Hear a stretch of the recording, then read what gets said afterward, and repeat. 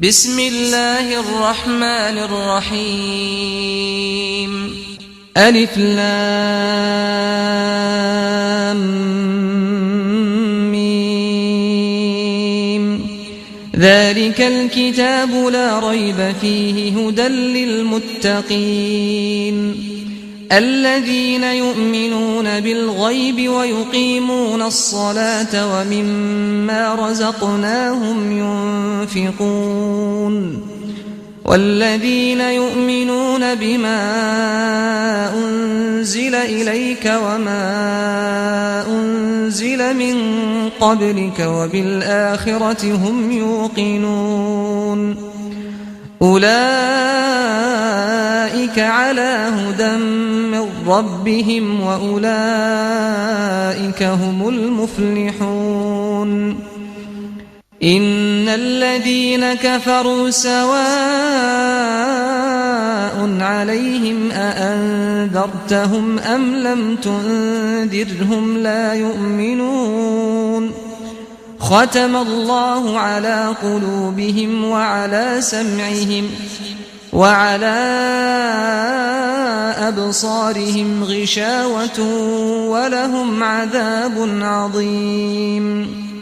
ومن الناس من يقول آمنا بالله وباليوم الآخر وما هم بمؤمنين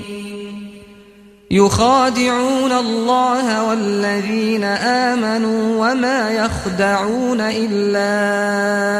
أنفسهم وما يشعرون في قلوبهم مرض فزادهم الله مرضا ولهم عذاب أليم بما كانوا يكذبون وإذا قيل لهم لا تفسدوا في الأرض قالوا إنما نحن مصلحون ألا إنهم هم المفسدون ولكن لا يشعرون وإذا قيل لهم آمنوا كما آمن الناس قالوا أنؤمن كما آمن السفهاء ألا إنهم هم السفهاء ولكن لا يعلمون وإذا لقوا الذين آمنوا قالوا آمنا وإذا خلوا إلى شياطينهم قالوا إنا معكم إنما نحن مستهزئون الله يستهزئ بهم ويمدهم في طغيانهم يعمهون أولئك الذين اشتروا الضلالة بالهدى فما ربحت تجارتهم وما كانوا مهتدين مثلهم كمثل الذي استوقد نارا فلما أضاءت ما حوله ذهب الله بنورهم وتركهم في ظلمات لا يبصرون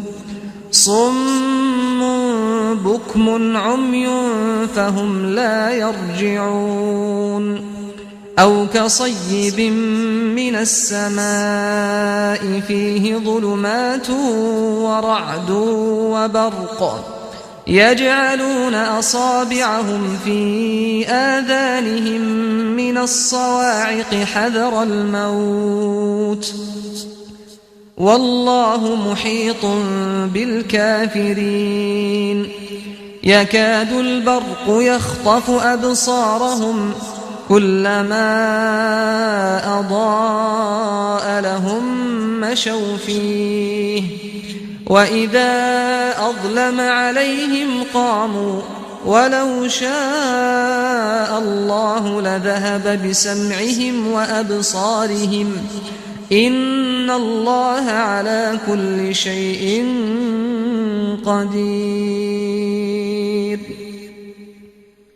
يا أيها الناس اعبدوا ربكم الذي خلقكم والذين من قبلكم لعلكم تتقون الذي جعل لكم الأرض فراشا والسماء بناء وأنزل من السماء ماء فأخرج به من الثمرات رزقا لكم فلا تجعلوا لله أندادا وأنتم تعلمون وإن كنتم في ريب مما نزلنا على عبدنا فأتوا بسورة من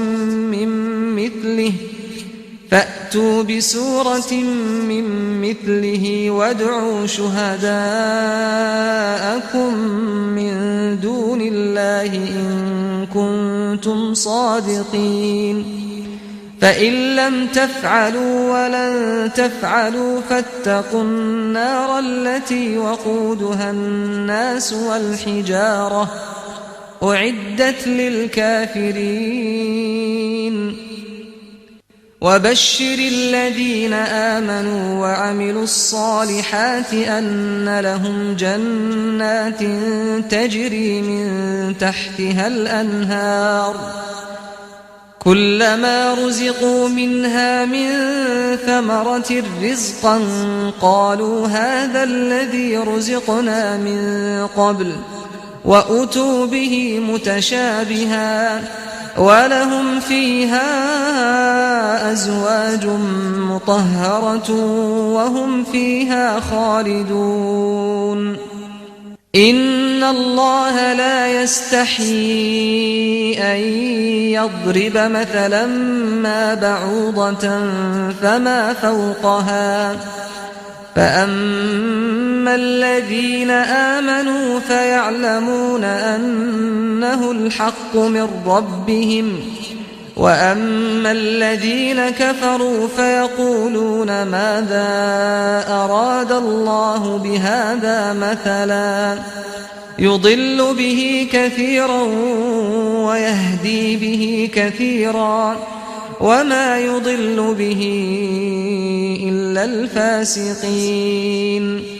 الذين ينقضون عهد الله من بعد ميثاقه ويقطعون ما أمر الله به أن يوصل ويفسدون في الأرض أولئك هم الخاسرون كيف تكفرون بالله وكنتم أمواتا فأحياكم ثم يميتكم ثم يحييكم ثم إليه ترجعون هو الذي خلق لكم ما في الأرض جميعا ثم استوى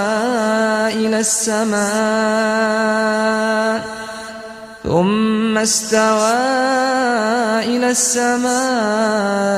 فسواهن 7 سماوات وهو بكل شيء عليم وإذ قال ربك للملائكة إني جاعل في الأرض خليفة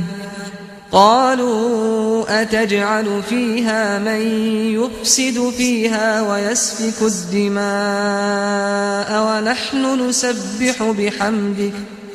ونحن نسبح بحمدك ونقدس لك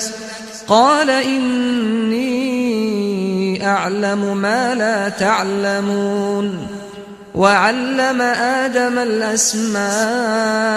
كلها ثم عرضهم على الملائكة فقال أنبئوني بأسماء هؤلاء إن كنتم صادقين قالوا سبحانك لا علم لنا إلا ما علمتنا إنك أنت العليم الحكيم قال يا آدم أنبئهم بأسمائهم فلما أنبأهم بأسمائهم قال ألم أقل لكم إني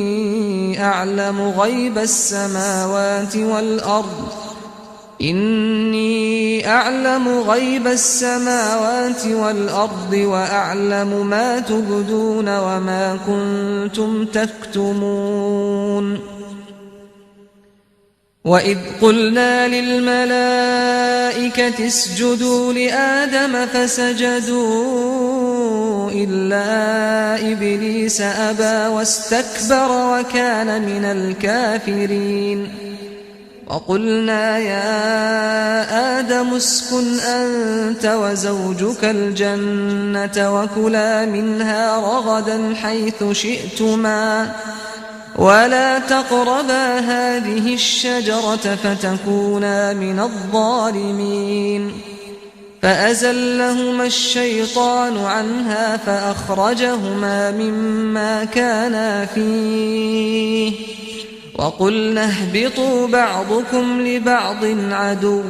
ولكم في الأرض مستقر ومتاع إلى حين فتلقى آدم من ربه كلمات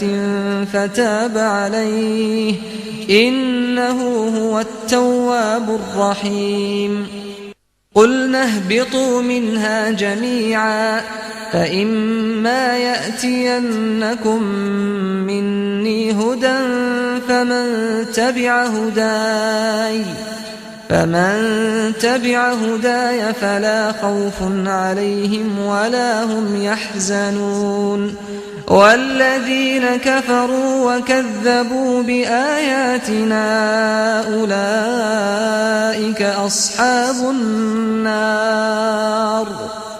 هم فيها خالدون يا بني إسرائيل اذكروا نعمتي التي أنعمت عليكم وأوفوا بعهدي أوف بعهدكم وإياي فارهبون وآمنوا بما أنزلت مصدقا لما معكم ولا تكونوا أول كافر به ولا تشتروا بآياتي ثمنا قليلا وإياي فاتقون ولا تلبسوا الحق بالباطل وتكتموا الحق وأنتم تعلمون وأقيموا الصلاة وآتوا الزكاة واركعوا مع الراكعين أتأمرون الناس بالبر وتنسون أنفسكم وأنتم تتلون الكتاب أفلا تعقلون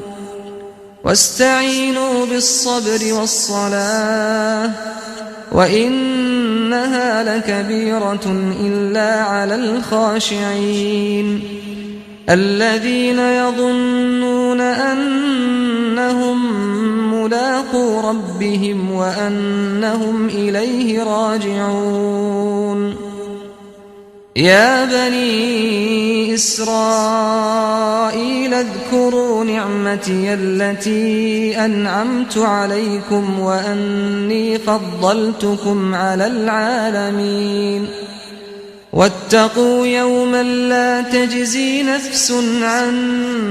نفس شيئا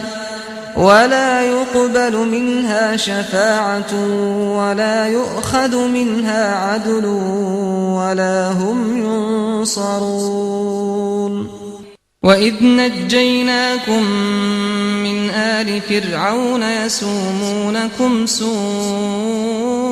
العذاب يذبحون أبناءكم ويستحيون نساءكم وفي ذلكم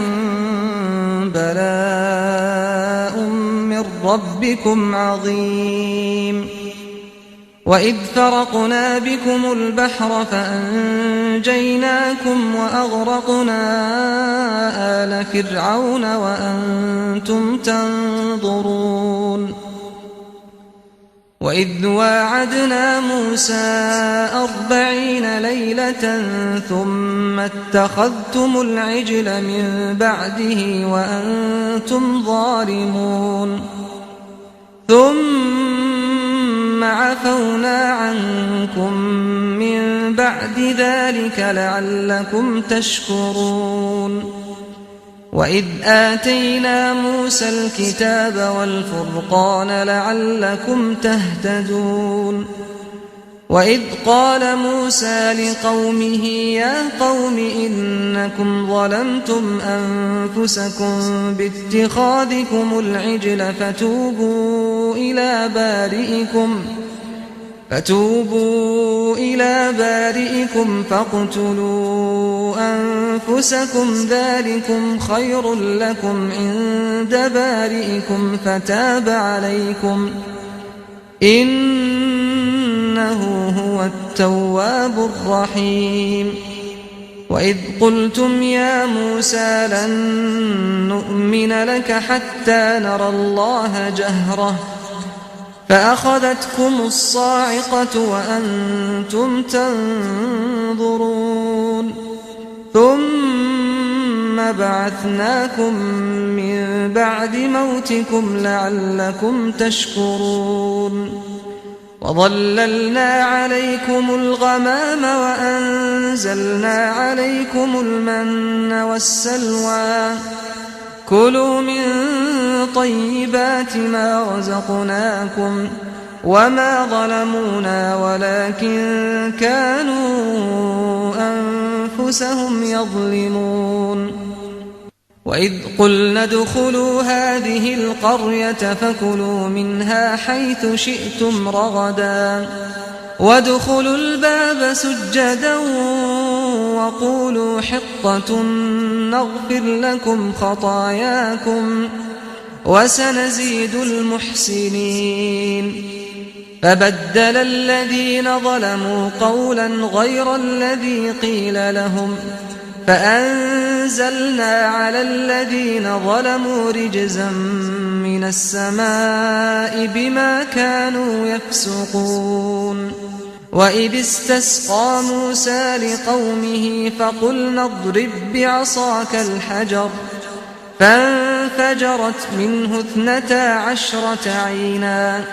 قد علم كل أناس مشربهم كلوا واشربوا من رزق الله ولا تعثوا في الأرض مفسدين. وإذ قلتم يا موسى لن نصبر على طعام واحد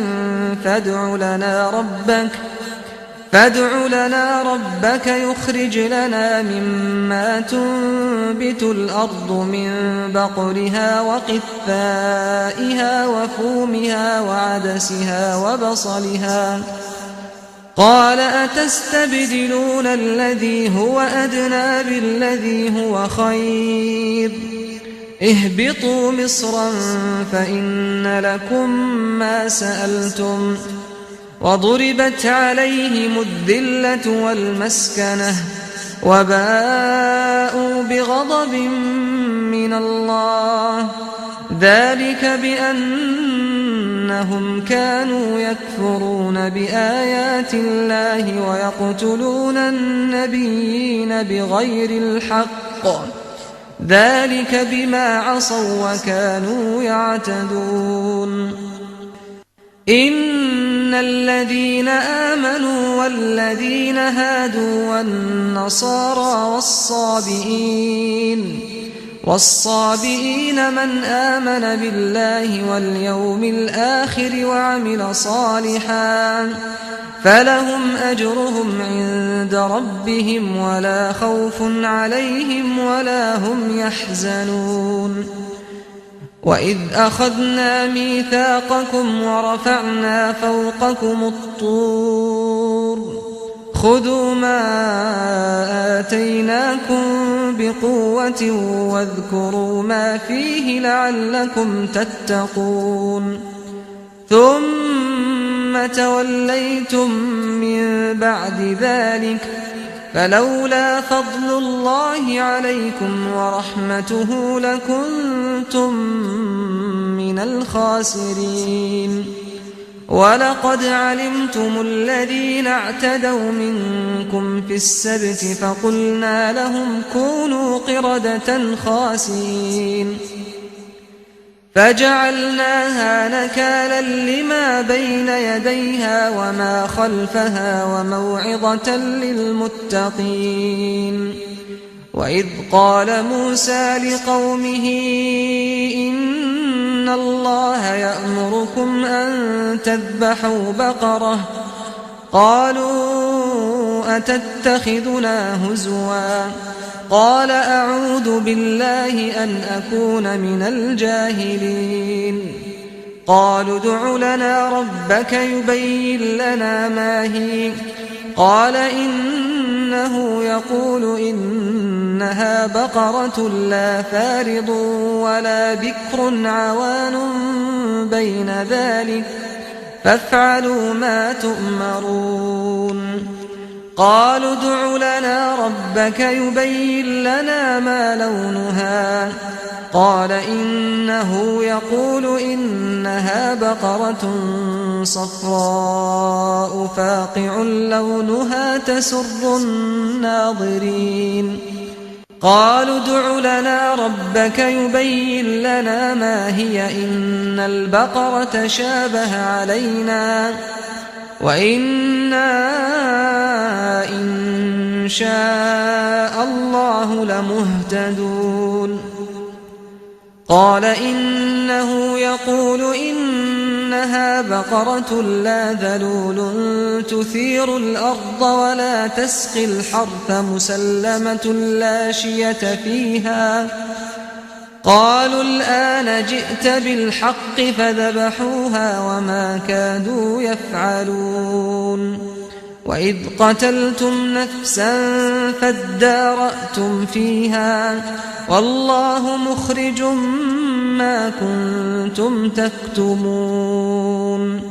فقلنا اضربوه ببعضها كذلك يحيي الله الموتى ويريكم آياته لعلكم تعقلون ثم قست قلوبكم من بعد ذلك فهي كالحجارة أو أشد قسوة وإن من الحجارة لما يتفجر منه الأنهار وإن منها لما يشقق فيخرج منه الماء وإن منها لما يهبط من خشية الله وما الله بغافل عما تعملون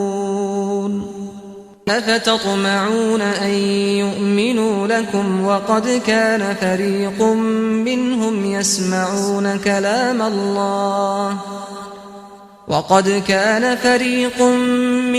يسمعون كلام الله ثم يحرفونه من بعد ما عقلوه وهم يعلمون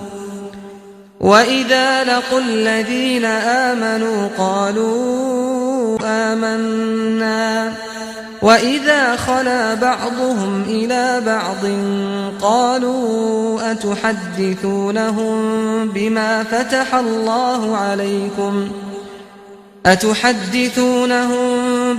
فتح الله عليكم ليحاجوكم به عند ربكم أفلا تعقلون أولا يعلمون أن الله يعلم ما يسرون وما يعلنون ومنهم أميون لا يعلمون الكتاب إلا أماني وإن هم إلا يظنون فويل للذين يكتبون الكتاب بأيديهم ثم يقولون هذا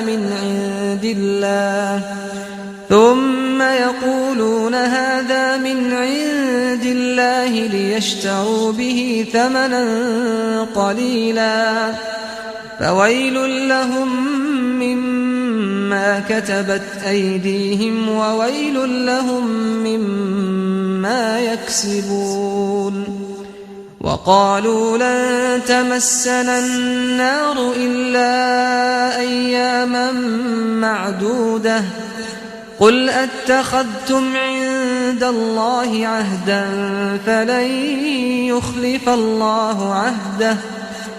أم تقولون على الله ما لا تعلمون بلى من كسب سيئة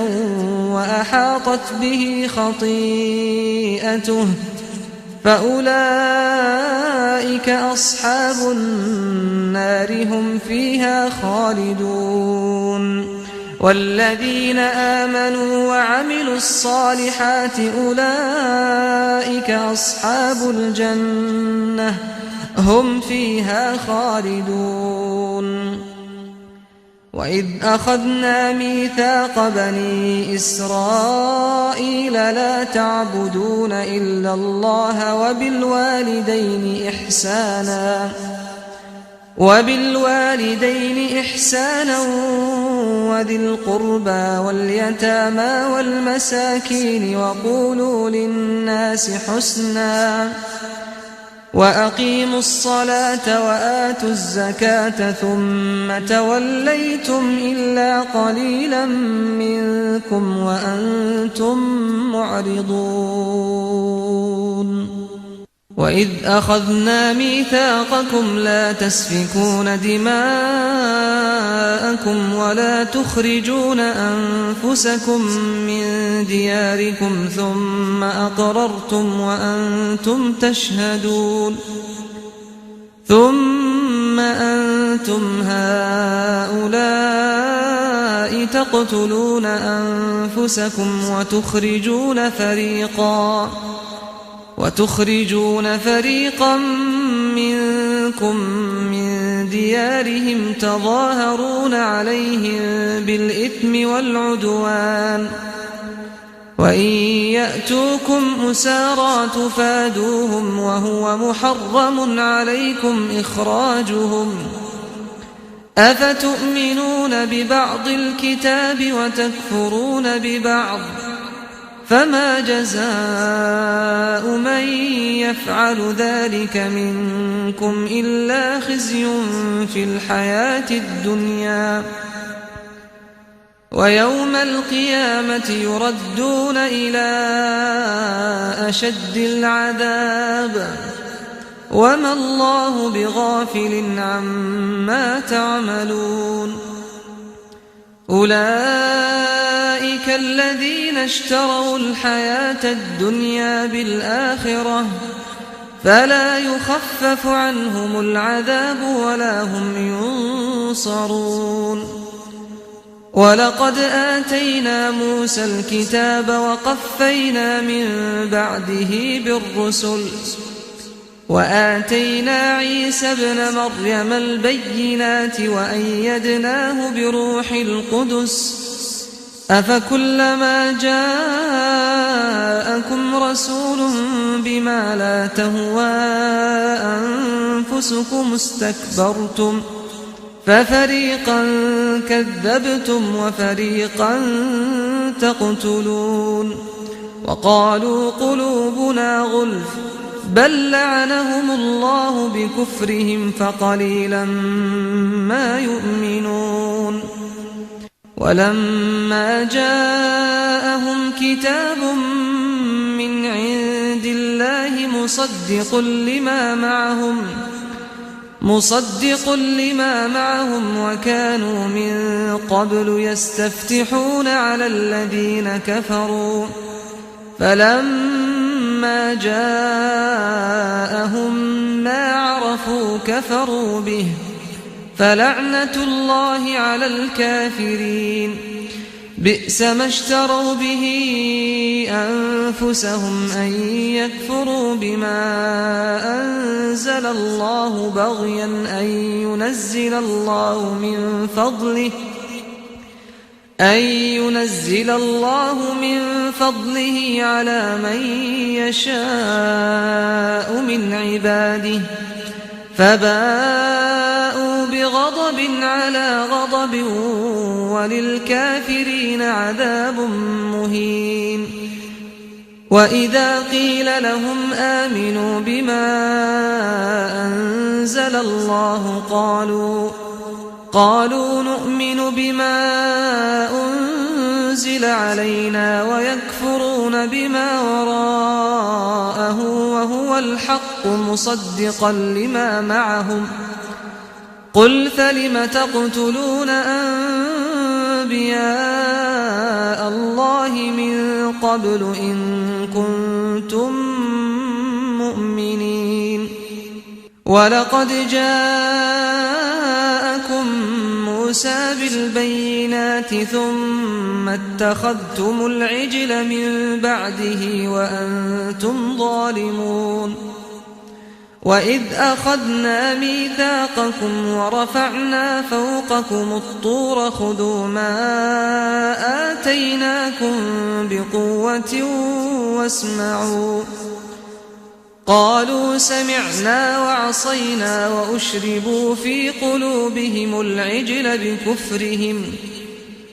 قل بئس ما يأمركم به إيمانكم إن كنتم مؤمنين. قل إن كانت لكم الدار الآخرة عند الله خالصة من دون الناس فتمنوا الموت إن كنتم صادقين. ولن يتمنوه أبدا بما قدمت أيديهم والله عليم بالظالمين. ولتجدنهم أحرص الناس على حياة ومن الذين أشركوا يود أحدهم لو يعمر 1000 سنة وما هو بمزحزحه من العذاب أن يعمر والله بصير بما يعملون. قل من كان عدوا لجبريل فإنه نزله على قلبك بإذن الله مصدقا لما بين يديه وهدى وبشرى للمؤمنين. من كان عدوا لله وملائكته ورسله وجبريل وميكال فإن الله عدو للكافرين. ولقد أنزلنا إليك آيات بينات وما يكفر بها إلا الفاسقون. أوكلما عاهدوا عهدا نبذه فريق منهم بل أكثرهم لا يؤمنون. ولما جاءهم رسول من عند الله مصدق لما معهم نبذ فريق من الذين أوتوا الكتاب كتاب الله وراء ظهورهم كأنهم لا يعلمون. واتبعوا ما تتلو الشياطين على ملك سليمان وما كفر سليمان ولكن الشياطين كفروا يعلمون الناس السحر وما أنزل على الملكين ببابل هاروت وماروت وما يعلمان من أحد حتى يقولا إنما نحن فتنة فلا تكفر فيتعلمون منهما ما يفرقون به بين المرء وزوجه وما هم بضارين به من أحد إلا بإذن الله ويتعلمون ما يضرهم ولا ينفعهم ولقد علموا لمن اشتراه ما له في الآخرة من خلاق ولبئس ما شروا به أنفسهم لو كانوا يعلمون ولو أنهم آمنوا واتقوا لمثوبة من عند الله خير لو كانوا يعلمون يا أيها الذين آمنوا لا تقولوا راعنا وقولوا انظرنا واسمعوا وللكافرين عذاب أليم ما يود الذين كفروا من أهل الكتاب ولا المشركين أن ينزل عليكم من خير من ربكم والله يختص برحمته من يشاء والله ذو الفضل العظيم ما ننسخ من آية أو ننسها نأت بخير منها أو مثلها ألم تعلم أن الله على كل شيء قدير ألم تعلم أن الله له ملك السماوات والأرض وما لكم من دون الله من ولي ولا نصير أم تريدون أن تسألوا رسولكم كما سئل موسى من قبل ومن يتبدل الكفر بالإيمان فقد ضل سواء السبيل ود كثير من أهل الكتاب لو يردونكم من بعد إيمانكم كفارا حسدا من عند أنفسهم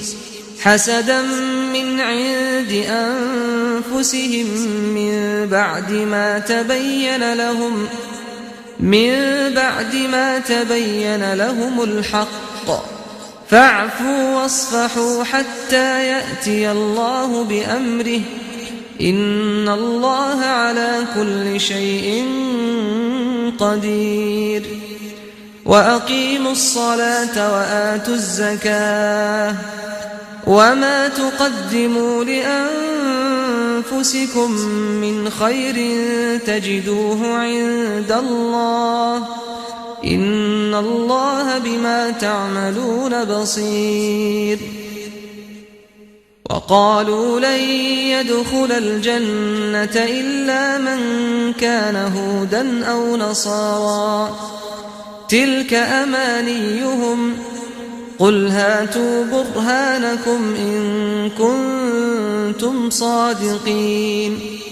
بلى من أسلم وجهه لله وهو محسن فله أجره عند ربه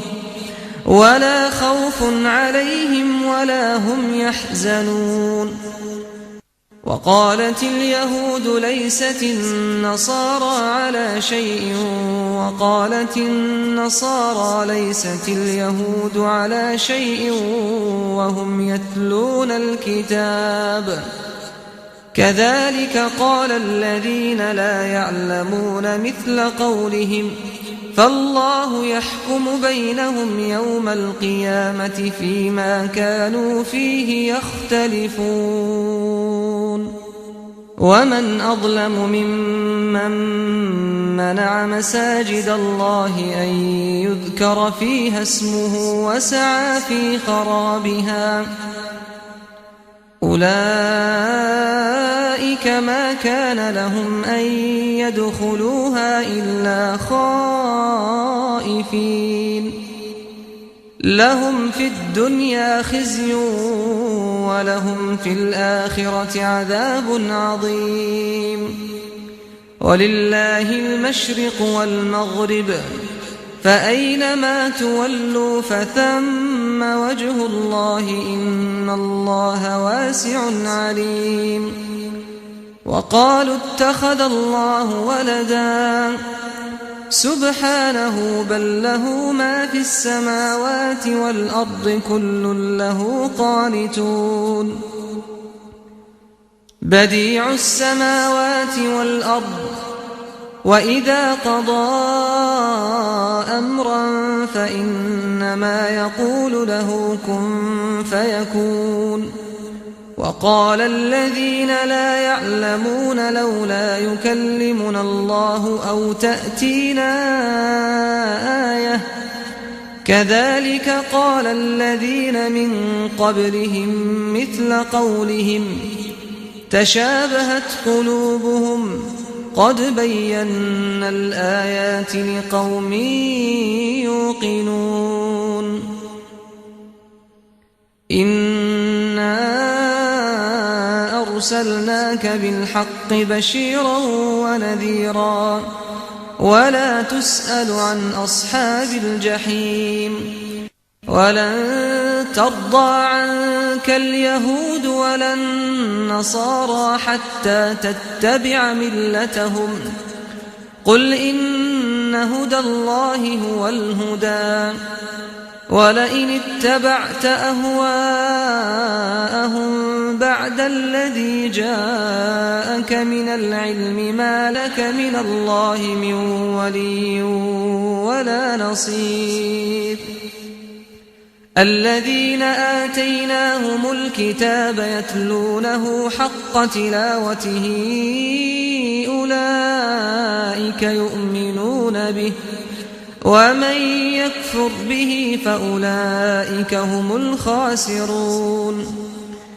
يا بني إسرائيل اذكروا نعمتي التي أنعمت عليكم وأني فضلتكم على العالمين واتقوا يوما لا تجزي نفس عن نفس شيئا ولا يقبل منها عدل ولا تنفعها شفاعة ولا هم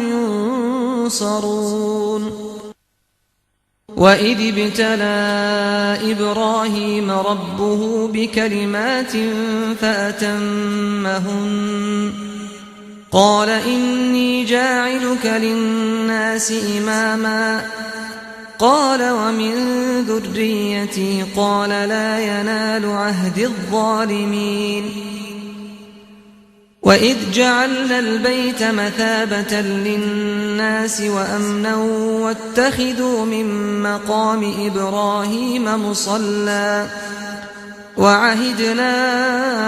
إلى إبراهيم وإسماعيل أن طهرا بيتي للطائفين والعاكفين والركع السجود وإذ قال إبراهيم رب اجعل هذا بلدا آمنا وارزق أهله من الثمرات من آمن منهم بالله واليوم الآخر قال ومن كفر فأمتعه قليلا ثم أضطره إلى عذاب النار وبئس المصير وإذ يرفع إبراهيم القواعد من البيت وإسماعيل ربنا تقبل منا إنك أنت السميع العليم ربنا واجعلنا مسلمين لك ومن ذريتنا أمة مسلمة لك وأرنا مناسكنا وتب علينا إنك أنت التواب الرحيم ربنا وابعث فيهم رسولا منهم يتلو عليهم آياتك ويعلمهم الكتاب والحكمة ويزكيهم إنك أنت العزيز الحكيم ومن يرغب عن ملة إبراهيم إلا من سفه نفسه ولقد اصطفيناه في الدنيا وإنه في الآخرة لمن الصالحين إذ قال له ربه أسلم قال أسلمت لرب العالمين ووصى بها إبراهيم بنيه ويعقوب يا بني إن الله اصطفى لكم الدين فلا تموتن إلا وأنتم مسلمون أم كنتم شهداء إذ حضر يعقوب الموت إذ قال لبنيه ما تعبدون من بعدي قالوا نعبد إلهك وإله آبائك إبراهيم وإسماعيل وإسحاق إلها واحدا ونحن له مسلمون تلك أمة قد خلت لها ما كسبت ولكم ما كسبتم ولا تسألون عما كانوا يعملون وقالوا كونوا هودا أو نصارى تهتدوا قل بل ملة إبراهيم حنيفا وما كان من المشركين قولوا آمنا بالله وما أنزل إلينا وما أنزل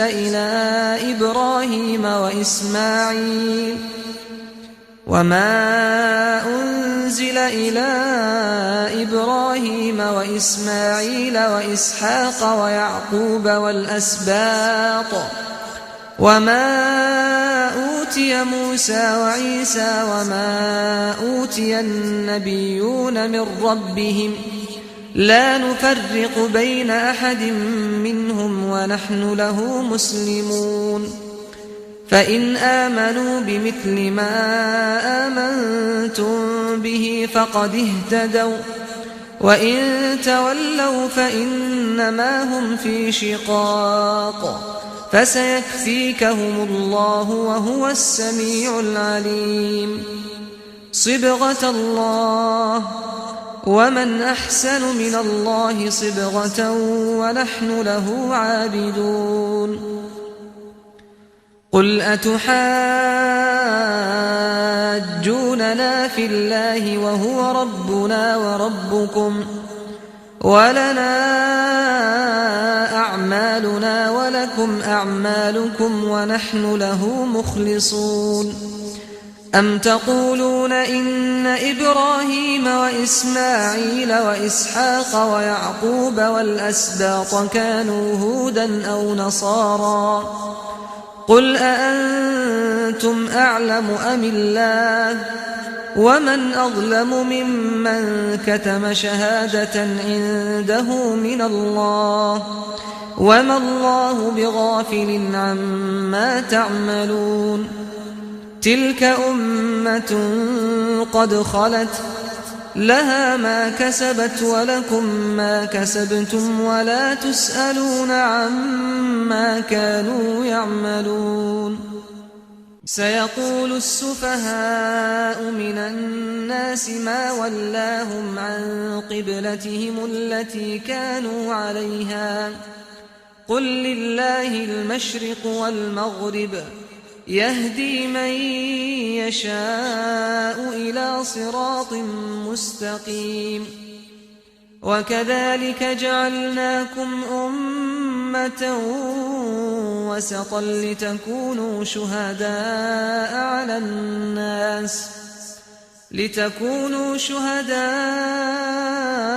على الناس ويكون الرسول عليكم شهيدا وما جعلنا القبلة التي كنت عليها إلا لنعلم من يتبع الرسول ممن ينقلب على عقبيه وإن كانت لكبيرة إلا على الذين هدى الله وما كان الله ليضيع إيمانكم إن الله بالناس لرءوف رحيم قد نرى تقلب وجهك في السماء فلنولينك قبلة ترضاها فول وجهك شطر المسجد الحرام وحيث ما كنتم فولوا وجوهكم شطره وإن الذين أوتوا الكتاب ليعلمون أنه الحق من ربهم وما الله بغافل عما يعملون ولئن أتيت الذين أوتوا الكتاب بكل آية ما تبعوا قبلتك وما أنت بتابع قبلتهم وما بعضهم بتابع قبلة بعض ولئن اتبعت أهواءهم من بعد ما جاءك من العلم إنك إذا لمن الظالمين الذين آتيناهم الكتاب يعرفونه كما يعرفون أبناءهم وإن فريقا منهم ليكتمون الحق وهم يعلمون الحق من ربك فلا تكونن من الممترين ولكل وجهة هو موليها فاستبقوا الخيرات أينما تكونوا يأت بكم الله جميعا إن الله على كل شيء قدير ومن حيث خرجت فول وجهك شطر المسجد الحرام وإنه للحق من ربك وما الله بغافل عما تعملون ومن حيث خرجت فول وجهك شطر المسجد الحرام وحيث ما كنتم فولوا وجوهكم شطره لئلا يكون للناس عليكم حجة إلا الذين ظلموا منهم فلا تخشوهم واخشوني ولأتم نعمتي عليكم ولعلكم تهتدون كما أرسلنا فيكم رسولا منكم يتلو عليكم آياتنا ويزكيكم ويعلمكم الكتاب والحكمة ويعلمكم ما لم تكونوا تعلمون فاذكروني أذكركم واشكروا لي ولا تكفرون يا أيها الذين آمنوا استعينوا بالصبر والصلاة إن الله مع الصابرين ولا تقولوا لمن يقتل في سبيل الله أموات بل أحياء ولكن لا تشعرون ولنبلونكم بشيء من الخوف والجوع ونقص من الأموال والأنفس والثمرات وبشر الصابرين الذين إذا أصابتهم مصيبة قالوا إنا لله وإنا إليه راجعون أولئك عليهم صلوات من ربهم ورحمة وأولئك هم المهتدون إن الصفا والمروة من شعائر الله فمن حج البيت أو اعتمر فلا جناح عليه أن يطوف بهما ومن تطوع خيرا فإن الله شاكر عليم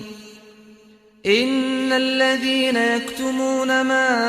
أنزلنا من البينات والهدى من بعد ما بيناه للناس في الكتاب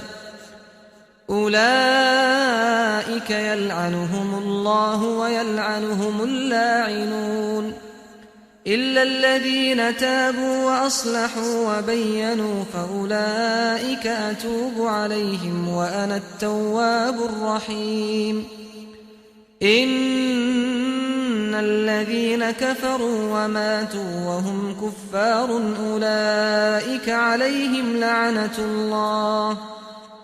أولئك عليهم لعنة الله والملائكة والناس أجمعين خالدين فيها لا يخفف عنهم العذاب ولا هم ينظرون وإلهكم إله واحد لا إله إلا هو الرحمن الرحيم إن في خلق السماوات والأرض واختلاف الليل والنهار والفلك التي تجري في البحر بما ينفع الناس وما أنزل الله من السماء من ماء فأحيا به الأرض بعد موتها وبث فيها من كل دابة وتصريف الرياح والسحاب المسخر بين السماء والأرض لآيات لقوم يعقلون ومن الناس من يتخذ من دون الله أندادا يحبونهم كحب الله والذين آمنوا أشد حبا لله ولو يرى الذين ظلموا إذ يرون العذاب أن القوة لله جميعا وأن الله شديد العذاب إذ تبرأ الذين اتبعوا من الذين اتبعوا ورأوا العذاب وتقطعت بهم الأسباب وقال الذين اتبعوا لو أن لنا كرة فنتبرأ منهم كما تبرأوا منا كذلك يريهم الله أعمالهم حسرات عليهم وما هم بخارجين من النار يا أيها الناس كلوا مما في الأرض حلالا طيبا ولا تتبعوا خطوات الشيطان إنه لكم عدو مبين إنما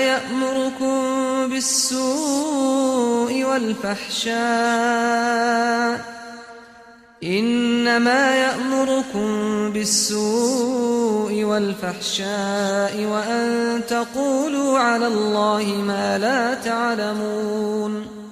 وإذا قيل لهم اتبعوا ما أنزل الله قالوا بل نتبع ما ألفينا عليه آباءنا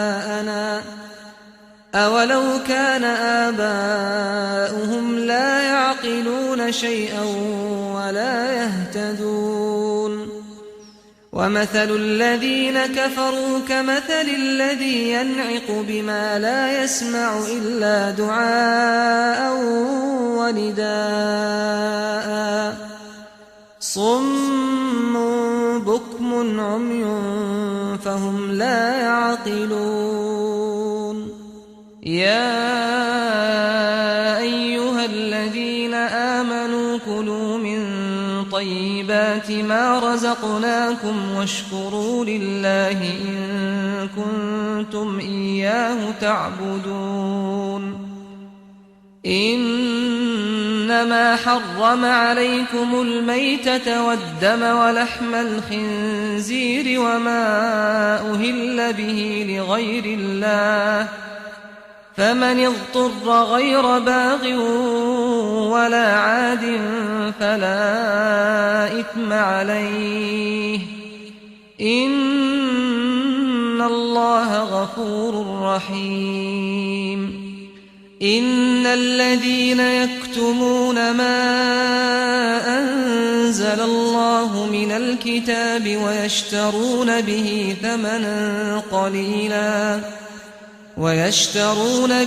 ثمنا قليلا أولئك ما يأكلون في بطونهم إلا النار ولا يكلمهم الله يوم القيامة ولا يزكيهم ولهم عذاب أليم أولئك الذين اشتروا الضلالة بالهدى والعذاب بالمغفرة فما أصبرهم على النار ذلك بأن الله نزل الكتاب بالحق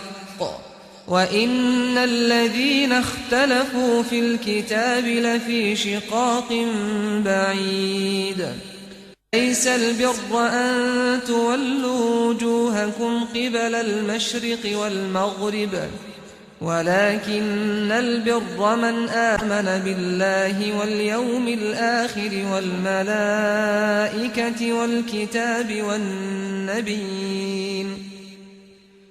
وآتى المال على حبه ذوي القربى واليتامى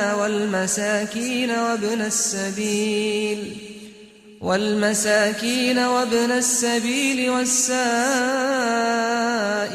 وفي الرقاب وأقام الصلاة وآتى الزكاة والموفون بعهدهم إذا عاهدوا والصابرين في البأساء والضراء وحين البأس أولئك الذين صدقوا وأولئك هم المتقون يا أيها الذين آمنوا كتب عليكم القصاص في القتلى الحر بالحر والعبد بالعبد والأنثى بالأنثى فمن عفي له من أخيه شيء فاتباع بالمعروف وأداء إليه بإحسان ذلك تخفيف من ربكم ورحمة فمن اعتدى بعد ذلك فله عذاب أليم ولكم في القصاص حياة يا أولي الألباب لعلكم تتقون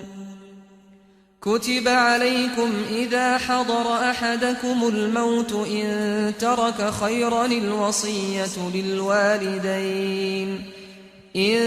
ترك خيرا الوصية للوالدين والأقربين بالمعروف حقا على المتقين فمن بدله بعدما سمعه فإنما إثمه على الذين يبدلونه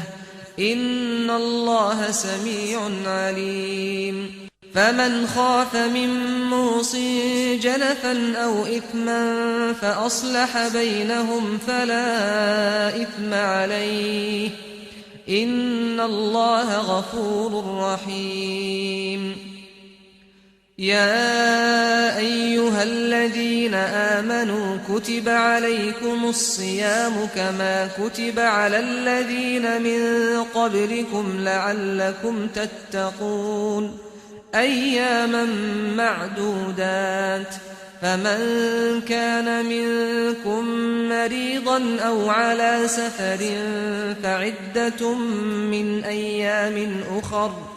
وعلى الذين يطيقونه فدية طعام مسكين فمن تطوع خيرا فهو خير له وأن تصوموا خير لكم إن كنتم تعلمون شهر رمضان الذي أنزل فيه القرآن هدى للناس وبينات من الهدى والفرقان فمن شهد منكم الشهر فليصمه ومن كان مريضا أو على سفر فعدة من أيام أخر يريد الله بكم اليسر ولا يريد بكم العسر ولتكملوا العدة ولتكبروا الله على ما هداكم ولعلكم تشكرون وإذا سألك عبادي عني فإني قريب أجيب دعوة الداع إذا دعان فليستجيبوا لي وليؤمنوا بي لعلهم يرشدون أحل لكم ليلة الصيام الرفث إلى نسائكم هن لباس لكم وأنتم لباس لهن علم الله أنكم كنتم تختانون أنفسكم فتاب عليكم وعفى عنكم فالآن باشروهن وابتغوا ما كتب الله لكم وكلوا واشربوا حتى يتبين لكم الخيط الأبيض من الخيط الأسود من الفجر ثم أتموا الصيام إلى الليل ولا تباشروهن وأنتم عاكفون في المساجد تلك حدود الله فلا تقربوها كذلك يبين الله آياته للناس لعلهم يتقون ولا تأكلوا أموالكم بينكم بالباطل وتدلوا بها إلى الحكام لتأكلوا فريقا من أموال الناس بالإثم وأنتم تعلمون يسألونك عن الأهلة قل هي مواقيت للناس والحج وليس البر بأن تأتوا البيوت من ظهورها ولكن البر من اتقى وأتوا البيوت من أبوابها واتقوا الله لعلكم تفلحون وقاتلوا في سبيل الله الذين يقاتلونكم ولا تعتدوا إن الله لا يحب المعتدين واقتلوهم حيث ثقفتموهم وأخرجوهم من حيث أخرجوكم والفتنة أشد من القتل ولا تقاتلوهم عند المسجد الحرام حتى يقاتلوكم فيه فإن قاتلوكم فاقتلوهم كذلك جزاء الكافرين فإن انتهوا فإن الله غفور رحيم وقاتلوهم حتى لا تكون فتنة ويكون الدين لله فإن انتهوا فلا عدوان إلا على الظالمين الشهر الحرام بالشهر الحرام والحرمات قصاص فمن اعتدى عليكم فاعتدوا عليه بمثل ما اعتدى عليكم واتقوا الله واعلموا أن وأن الله مع المتقين وأنفقوا في سبيل الله ولا تلقوا بأيديكم إلى التهلكة وأحسنوا إن الله يحب المحسنين وأتموا الحج والعمرة لله فإن أحصرتم فما استيسر من الهدي ولا تحلقوا رؤوسكم حتى يبلغ الهدي محله فمن كان منكم مريضا أو به أذى من رأسه ففدية من صيام أو صدقة أو نسك فإذا أمنتم فمن تمتع بالعمرة إلى الحج فما استيسر من الهدي فمن لم يجد فصيام 3 أيام في الحج و7 إذا رجعتم تلك 10 كاملة ذلك لمن لم يكن أهله حاضر المسجد الحرام واتقوا الله واعلموا أن الله شديد العقاب الحج أشهر معلومات فمن فرض فيهن الحج فلا رفث ولا فسوق ولا جدال في الحج وما تفعلوا من خير يعلمه الله وتزودوا فإن خير الزاد التقوى واتقون يا أولي الألباب ليس عليكم جناح أن تبتغوا فضلا من ربكم فإذا أفضتم من عرفات فاذكروا الله عند المشعر الحرام واذكروه كما هداكم وإن كنتم من قبله لمن الضالين ثم أفيضوا من حيث أفاض الناس واستغفروا الله إن الله غفور رحيم فإذا قضيتم مناسككم فاذكروا الله كذكركم آباءكم أو أشد ذكرا فمن الناس من يقول ربنا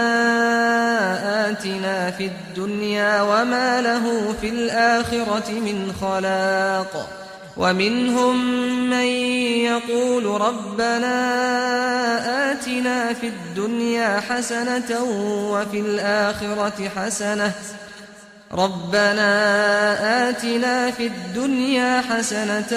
وفي الآخرة حسنة وقنا عذاب النار أولئك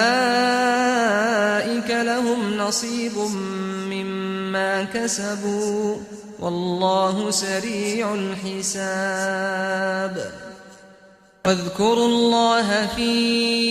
أيام معدودات فمن تعجل في يومين فلا إثم عليه ومن تأخر فلا إثم عليه لمن اتقى واتقوا الله واعلموا أنكم إليه تحشرون ومن الناس من يعجبك قوله في الحياة الدنيا ويشهد الله على ما في قلبه وهو ألد الخصام وإذا تولى سعى في الأرض ليفسد فيها ويهلك الحرث والنسل والله لا يحب الفساد وإذا قيل له اتق الله أخذته العزة بالإثم فحسبه جهنم ولبئس المهاد ومن الناس من يشري نفسه ابتغاء مرضات الله والله رؤوف بالعباد يا أيها الذين آمنوا ادخلوا في السلم كافة كافة ولا تتبعوا خطوات الشيطان إنه لكم عدو مبين فإن زللتم من بعد ما جاءتكم البينات فاعلموا أن الله عزيز حكيم هل ينظرون إلا أن يأتيهم الله في ظلل من الغمام والملائكة وقضي الأمر وإلى الله ترجع الأمور سل بني إسرائيل كم آتيناهم من آية بينة ومن يبدل نعمة الله من بعد ما جاءته فإن الله شديد العقاب زين للذين كفروا الحياة الدنيا ويسخرون من الذين آمنوا والذين اتقوا فوقهم يوم القيامة والله يرزق من يشاء بغير حساب كان الناس أمة واحدة فبعث الله النبيين مبشرين ومنذرين وأنزل معهم الكتاب بالحق ليحكم بين الناس فيما اختلفوا فيه وما اختلف فيه إلا الذين أوتوه من بعد ما جاءتهم البينات بغيا بينهم فهدى الله الذين آمنوا لما اختلفوا فيه من الحق بإذنه والله يهدي من يشاء إلى صراط مستقيم أم حسبتم أن تدخلوا الجنة ولما يأتكم مثل الذين خلوا من قبلكم مستهم البأساء والضراء وزلزلوا حتى يقول الرسول والذين آمنوا معه متى نصر الله ألا إن نصر الله قريب يسألونك ماذا ينفقون قل ما أنفقتم من خير فللوالدين والأقربين واليتامى والمساكين وابن السبيل وما تفعلوا من خير فإن الله به عليم كتب عليكم القتال وهو كره لكم وعسى أن تكرهوا شيئا وهو خير لكم وعسى أن تحبوا شيئا وهو شر لكم والله يعلم وأنتم لا تعلمون يسألونك عن الشهر الحرام قتال فيه قل قتال فيه كبير وصد عن سبيل الله وكفر به والمسجد الحرام وإخراج أهله منه أكبر عند الله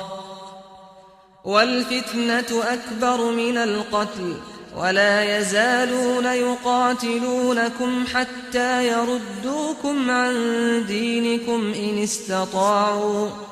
ومن يرتد منكم عن دينه فيمت وهو كافر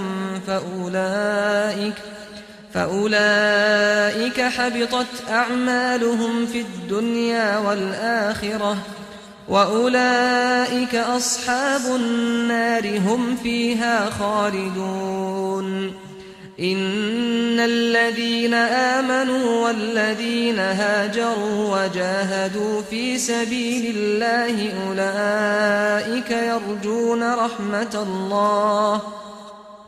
والله غفور رحيم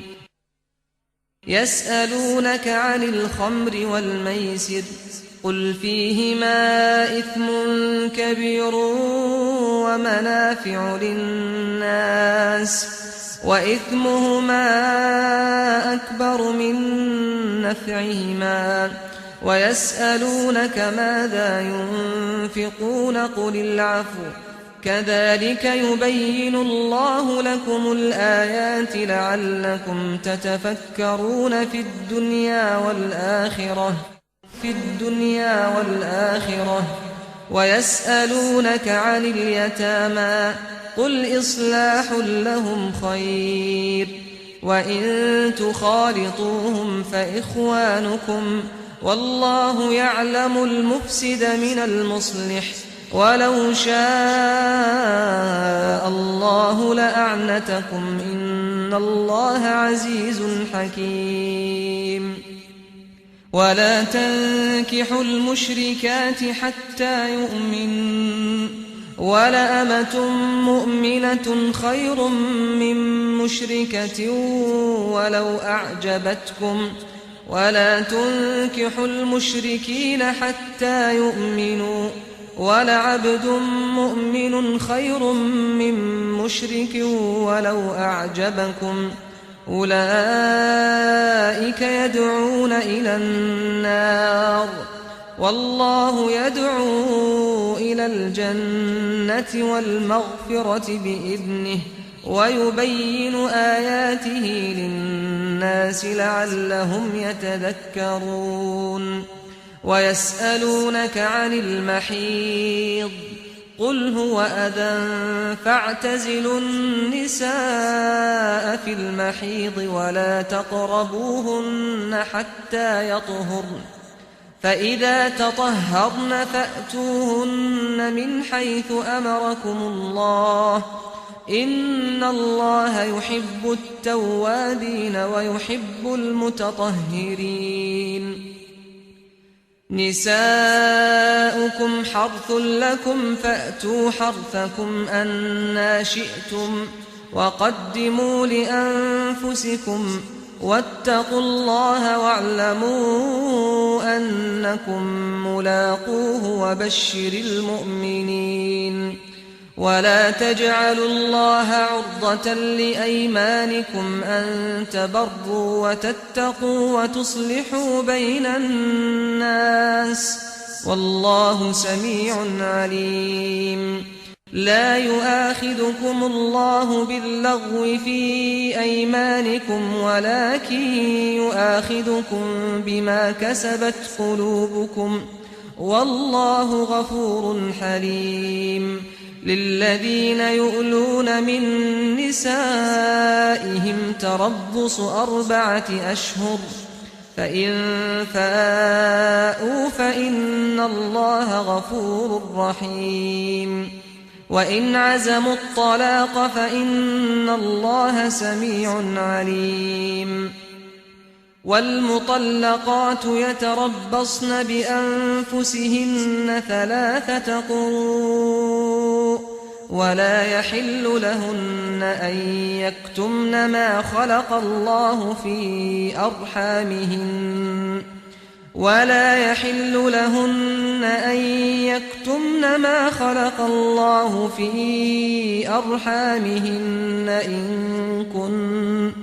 إن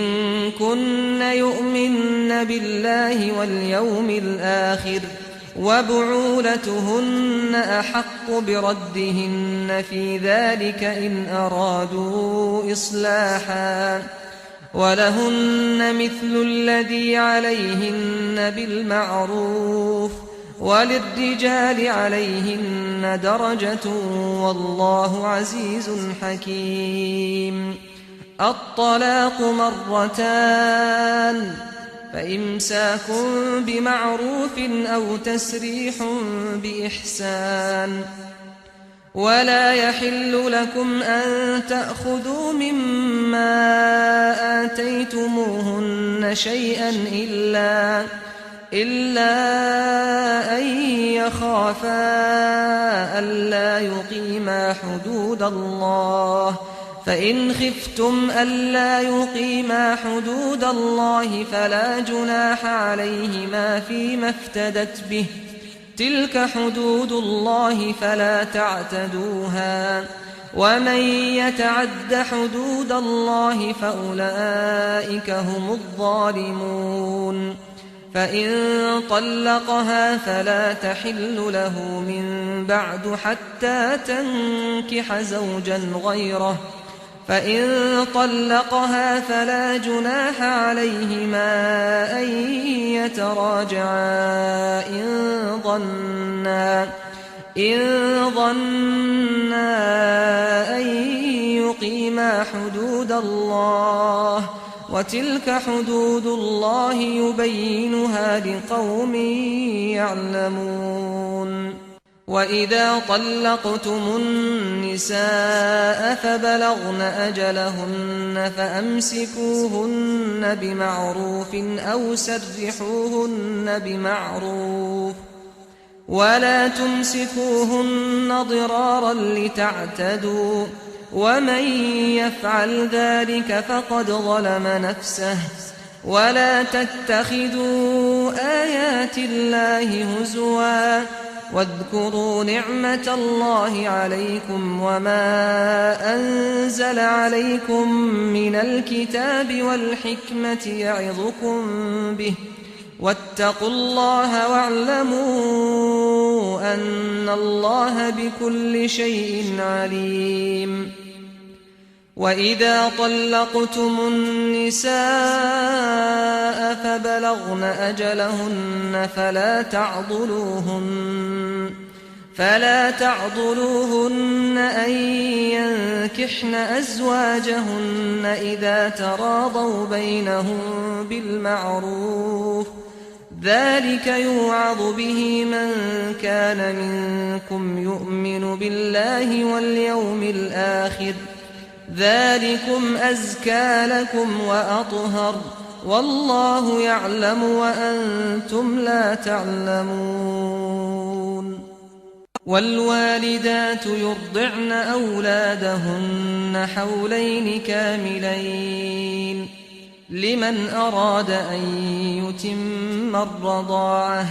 وعلى المولود له رزقهن وكسوتهن بالمعروف لا تكلف نفس إلا وسعها لا تضار والدة بولدها ولا مولود له بولده وعلى الوارث مثل ذلك فإن أرادا فصالا عن تراض منهما وتشاور فلا جناح عليهما وإن أردتم أن تسترضعوا أولادكم فلا جناح عليكم إذا سلمتم ما آتيتم بالمعروف واتقوا الله واعلموا أن الله بما تعملون بصير والذين يتوفون منكم ويذرون أزواجا يتربصن بأنفسهن 4 أشهر وعشرا فإذا بلغن أجلهن فلا جناح عليكم فيما فعلن في أنفسهن بالمعروف والله بما تعملون خبير ولا جناح عليكم فيما عرضتم به من خطبة النساء أو أكننتم في أنفسكم علم الله أنكم ستذكرونهن ولكن لا تواعدوهن سرا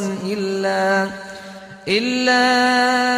أن تقولوا قولا معروفا ولا تعزموا عقدة النكاح حتى يبلغ الكتاب أجله واعلموا أن إن الله يعلم ما في أنفسكم فاحذروه واعلموا أن الله غفور حليم لا جناح عليكم إن طلقتم النساء ما لم تمسوهن أو تفرضوا لهن فريضة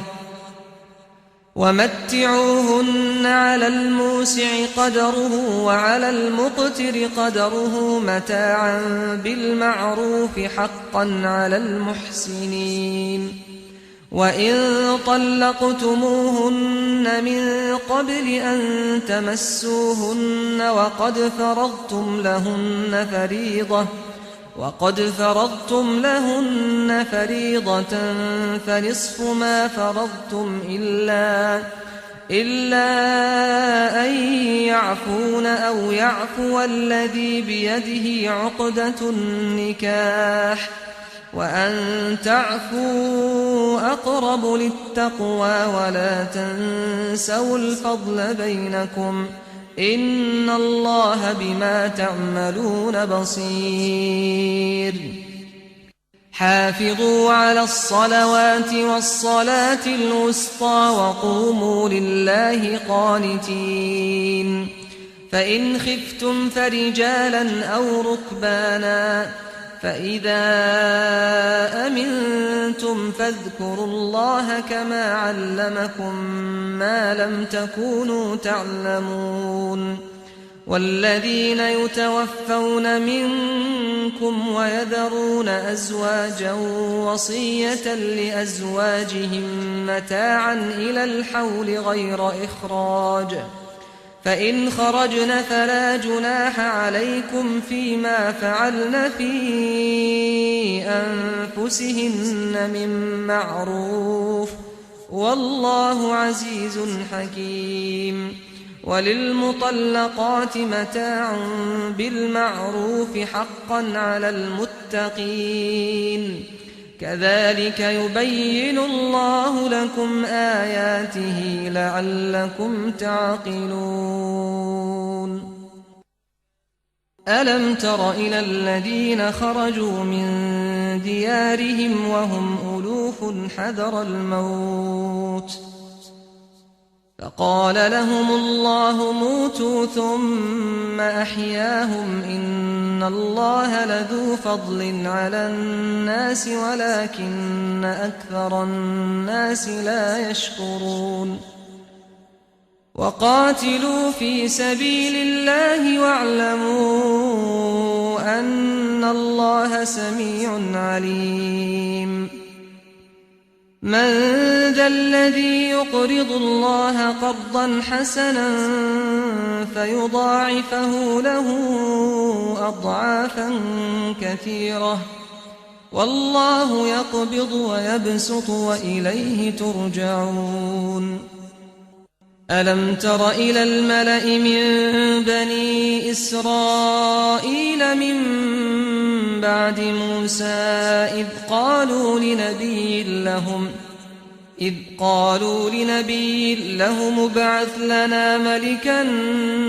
نقاتل في سبيل الله قال هل عسيتم إن كتب عليكم القتال ألا تقاتلوا قالوا وما لنا ألا نقاتل في سبيل الله وقد أخرجنا من ديارنا وأبنائنا فلما كتب عليهم القتال تولوا إلا قليلا منهم والله عليم بالظالمين وقال لهم نبيهم إن الله قد بعث لكم طالوت ملكا قالوا أنى يكون له الملك علينا ونحن أحق بالملك منه ولم يؤت سعة من المال قال إن الله اصطفاه عليكم وزاده بسطة في العلم والجسم والله يؤتي ملكه من يشاء والله واسع عليم وقال لهم نبيهم إن آية ملكه أن يأتيكم التابوت فيه سكينة من ربكم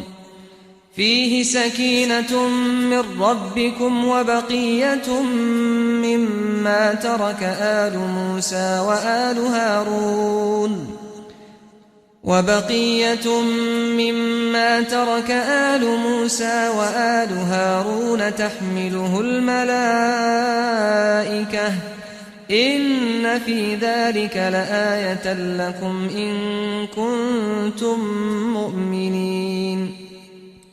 فلما فصل طالوت بالجنود قال إن الله مبتليكم بنهر فمن شرب منه فليس مني ومن لم يطعمه فإنه مني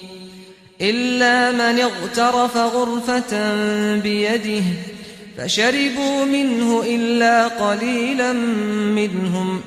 فلما جاوزه هو والذين آمنوا معه قالوا لا طاقة لنا اليوم بجالوت وجنوده قال الذين يظنون أنهم ملاقو الله كم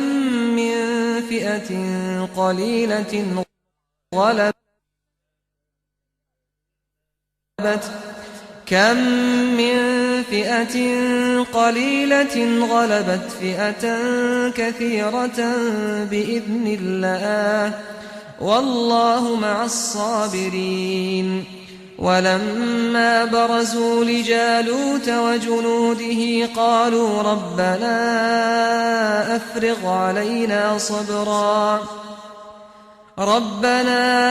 أفرغ علينا صبرا وثبت أقدامنا وانصرنا على القوم الكافرين فهزموهم بإذن الله وقتل داود جالوت وآتاه الله الملك والحكمة وعلمه مما يشاء ولولا دفع الله الناس بعضهم ببعض لفسدت الأرض ولكن الله ذو فضل على العالمين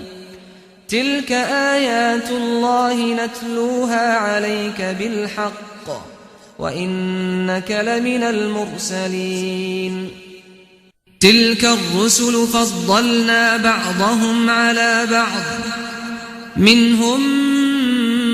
من كلم الله ورفع بعضهم درجات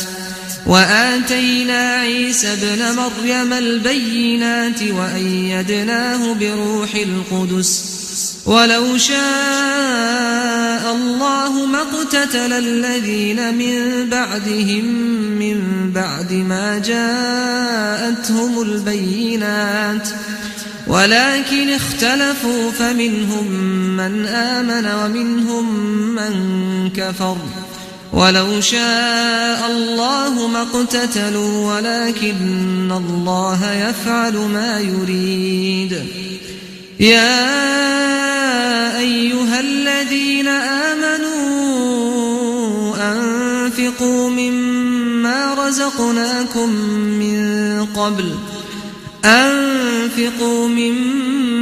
رزقناكم من قبل أن يأتي يوم لا بيع فيه ولا خلة ولا شفاعة والكافرون هم الظالمون الله لا إله إلا هو الحي القيوم لا تأخذه سنة ولا نوم له ما في السماوات وما في الأرض من ذا الذي يشفع عنده إلا بإذنه يعلم ما بين أيديهم وما خلفهم ولا يحيطون بشيء من علمه إلا بما شاء وسع كرسيه السماوات والأرض ولا يئوده حفظهما وهو العلي العظيم لا إكراه في الدين قد تبين الرشد من الغي فمن يكفر بالطاغوت ويؤمن بالله فقد استمسك بالعروة الوثقى لا انفصام لها والله سميع عليم الله ولي الذين آمنوا يخرجهم من الظلمات إلى النور والذين كفروا أولياؤهم الطاغوت يخرجونهم من النور إلى الظلمات أولئك أصحاب النار هم فيها خالدون ألم تر إلى الذي حاج إبراهيم في ربه أن آتاه الله الملك إذ قال إبراهيم ربي الذي يحيي ويميت قال أنا أحيي وأميت قال إبراهيم فإن الله يأتي بالشمس من المشرق فأت بها من المغرب فبهت الذي كفر والله لا يهدي القوم الظالمين أو كالذي مر على قرية وهي خاوية على عروشها قال أنى يحيي هذه الله بعد موتها فأماته الله 100 عام ثم بعثه قال كم لبثت قال لبثت يوما أو بعض يوم قال بل لبثت 100 عام فانظر إلى طعامك وشرابك لم يتسنه وانظر إلى حمارك ولنجعلك آية للناس وانظر إلى العظام كيف ننشزها ثم نكسوها لحما فلما تبين له قال أعلم أن الله على كل شيء قدير وإذ قال إبراهيم رب أرني كيف تحيي الموتى قال أولم تؤمن قال بلى ولكن ليطمئن قلبي قال فخذ 4 من الطير فصرهن إليك ثم اجعل على كل جبل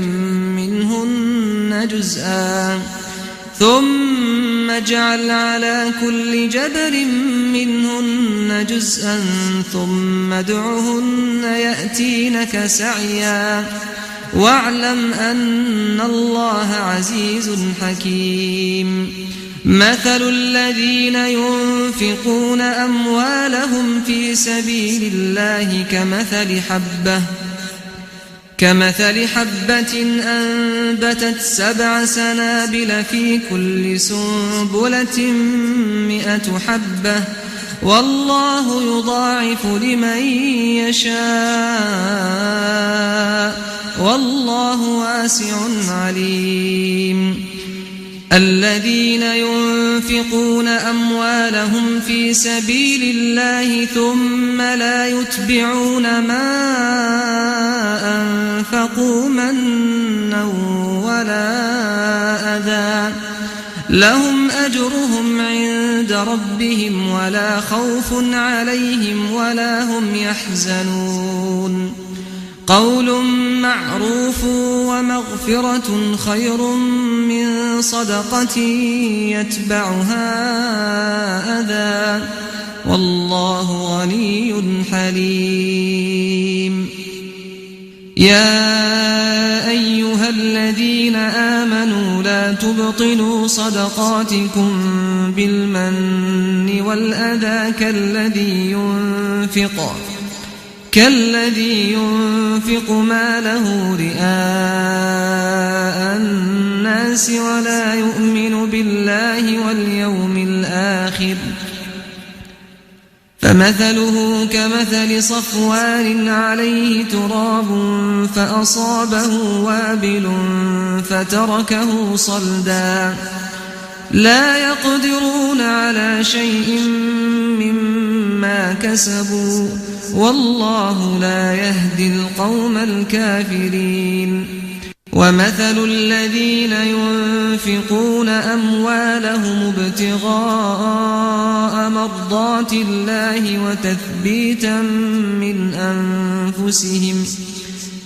وتثبيتا من أنفسهم كمثل جنة بربوة أصابها وابل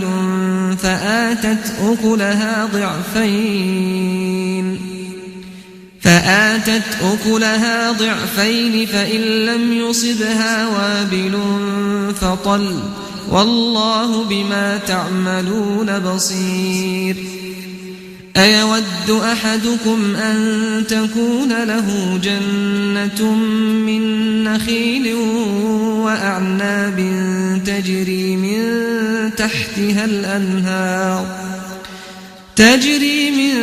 تحتها الأنهار له فيها من كل الثمرات وأصابه الكبر وله ذرية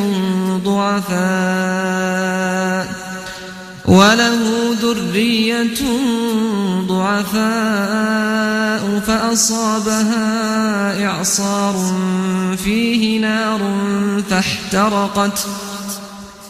كذلك يبين الله لكم الآيات لعلكم تتفكرون يا أيها الذين آمنوا أنفقوا من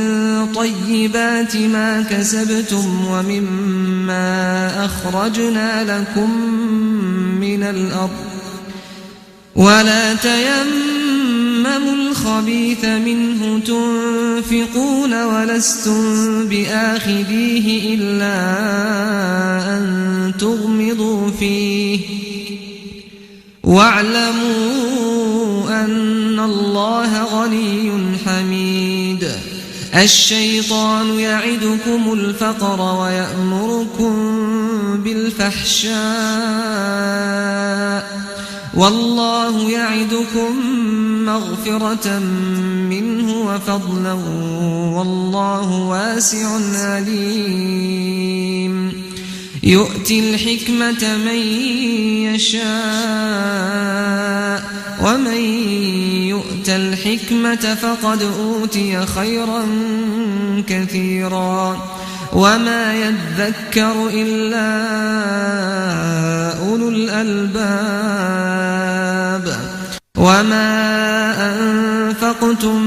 من نفقة أو نذرتم من نذر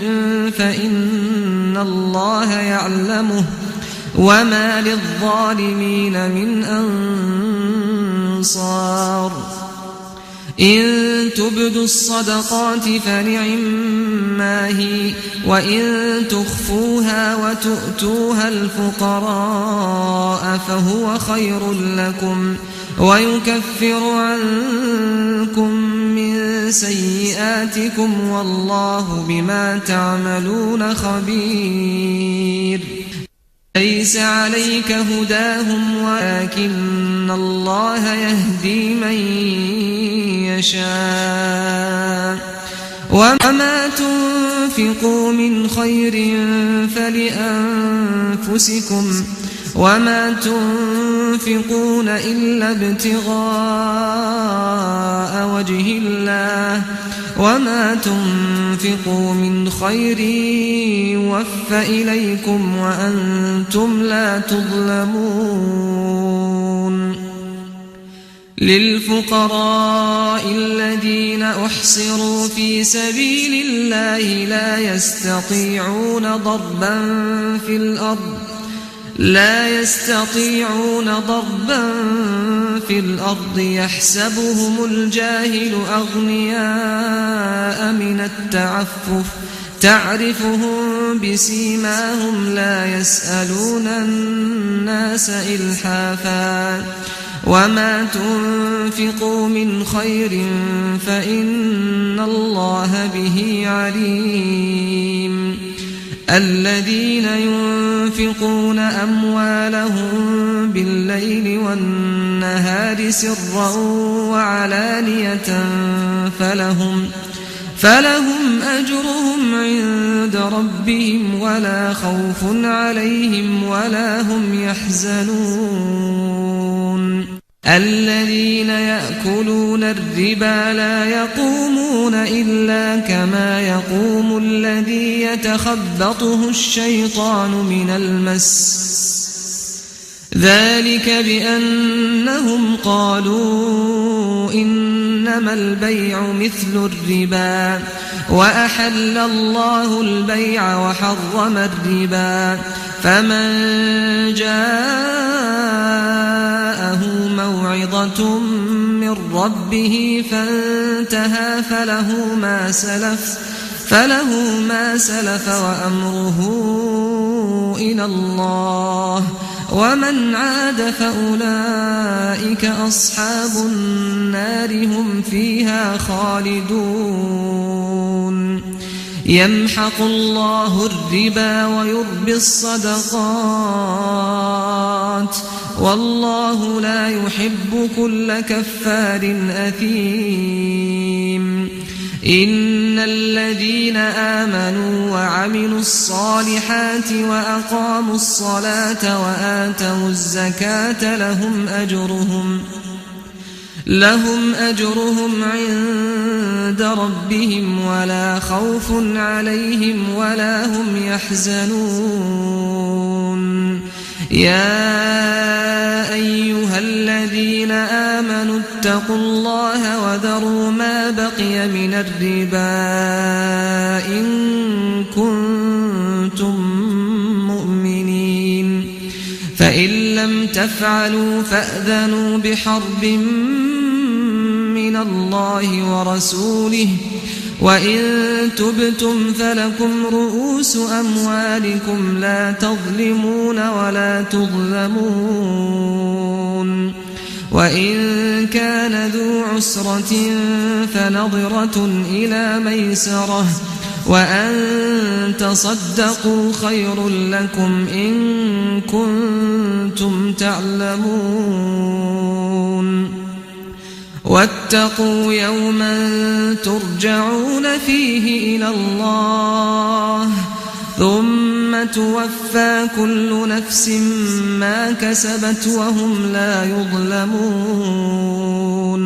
يا أيها الذين آمنوا إذا تداينتم بدين إلى أجل مسمى